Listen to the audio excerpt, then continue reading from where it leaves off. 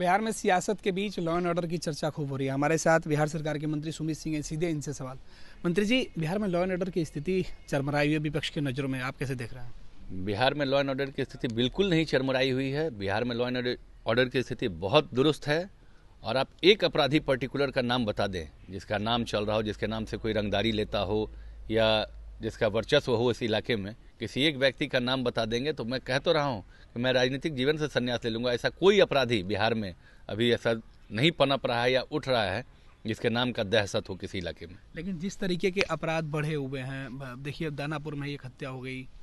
वो जो जिनकी हत्या हुई वो कौन थे? कोई साधु तो थे नहीं। अपराधी आपस में लड़ रहे हैं, एक दूसरे को खत्म कर रहे हैं। हमने कहा ना, 3 महीने के अंदर बिहार के जितने भी अपराधी हैं या तो वो जमींदोज हो जाएंगे या फिर उनको यहाँ का जमीन छोड़ के जाना पड़ेगा। तो इसके पीछे का रीजन क्या है? क्या सरकार उसके लिए कमर कस चुकी है? स्वाभाविक बात है, सरकार जब सख्त होती है तो सब इस तरह से जो छोटे मोटे गुंडे मवाली होते हैं सब अपना अपना रास्ता छोड़ चलते हैं। पुलिस को छूट देती गई है क्या, या सरकार चाहती कैसे अपराधियों का? आप लोग क्या चाहते हैं? सुशासन चाहते हैं ना? हाँ, सुशासन सब। बिहार की जनता यही चाहती है, तो जो बिहार की जनता चाहती है सरकार वही करेगी। मतलब यहाँ पे इनकाउंटर मॉडल लागू होगा? अब ये हम लोग नहीं कहते इनकाउंटर मॉडल, क्या जरूरत है? तो गैंगवार करा के मार दें। जब खुद लोग सरेंडर करने के लिए तैयार हैं, खुद आपस में ये हो रहा है तो फिर अपना। लेकिन मंत्री जी, यहाँ तो गैंगवार हो रहा है ना? नहीं, गैंगवार इसको नहीं कह सकते, ये आपसी रंजिश कह सकते हैं। ये आपसी रंजिश में एक दूसरे की हत्या हुई है। तो इससे सरकार की उपलब्धि कैसी है? जब धीरे धीरे सब एक दूसरे को समाप्त कर ही दे रहे हैं आपसी रंजिश में, तो फिर सरकार की ही उपलब्धि तो है।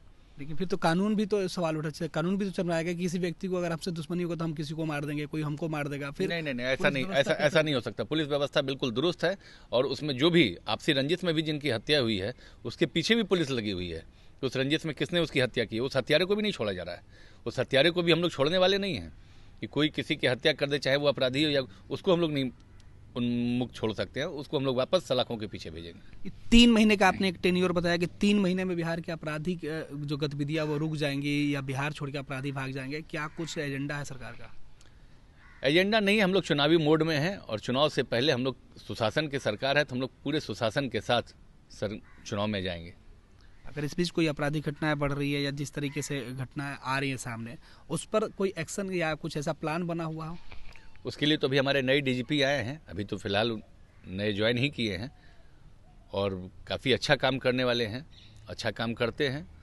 स्वाभाविक तौर पे कोई नया रोड मैप वो जरूर तैयार करेंगे अपराधियों पे नकेल कसने की। आपने जिस तरीके से चैलेंज किया, क्योंकि आप जिस इलाके से आते हैं सबसे ज़्यादा नक्सल प्रभावित इलाका उधर ही है, आपने कहा कि आप राजनीति छोड़ देंगे। आखिर ऐसा सरकार के पास कौन सा बड़ा मंत्र आ गया है कि जिससे आप इतना बड़ा चैलेंज कर रहे हैं? क्योंकि हमारे इलाके में हमें तो कोई अपराधी दिखता नहीं है उस तरह का।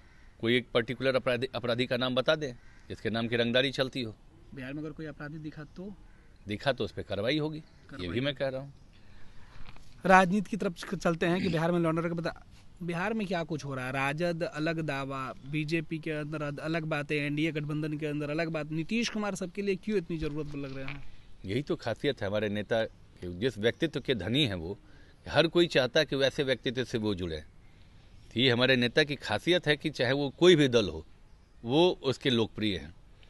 और मैं तो कहूँगा जिनको भी अच्छे लगते हैं तो उनका स्वागत है, उनको भी हमारे साथ आ जाना चाहिए। तेजस्वी पहले ऑप्शन दे रहे थे, तो मैं तेजस्वी आपके साथ आ जाए।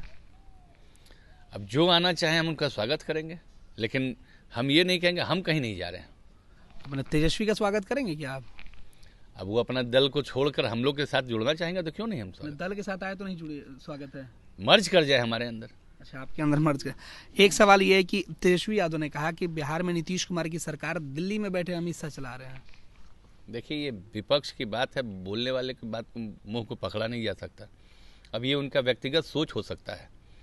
सरकार कौन चला रहा है और सरकार कैसे चल रही है, आप सब बिहार से जुड़े हुए हैं, आपको इसकी बेहतर जानकारी होगी। आखिरी सवाल, बीपीएससी के छात्र पिछले कई दिनों से जो अभ्यर्थी हैं गर्दनी बाग धरना पर बैठे हुए हैं। जब भी सड़क पर निकलते हैं पुलिस जमकर पिटाई करती है। कल भी पुलिस ने जमकर लाठी मारी। छात्रों का गुनाह क्या है? देखिए, इस पे अभी हमारे नेता यात्रा पे हैं और यात्रा के बाद वो इस पर जरूर एक चिंतन और मंथन करेंगे। इसमें जो उचित हो सकता है उन छात्रों के हित के लिए वो हमारे नेता बिल्कुल उस पर फैसला लेंगे।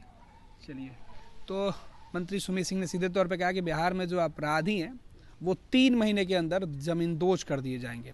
देखना, ये बड़ा बयान है, बिहार सरकार में शामिल है और बिहार सरकार की जो नई रणनीति है उस पर भी ये खुलकर अपनी बातें रख रहे हैं। इन्होंने ये भी कहा कि बिहार में अगर आपराधिक घटनाएं चुनाव के पहले नहीं रुकी तो ये राजनीति भी छोड़ देंगे। अब अंदर का क्या कुछ प्लान है वो तो 3 महीने के नतीजे ही बता पाएंगे।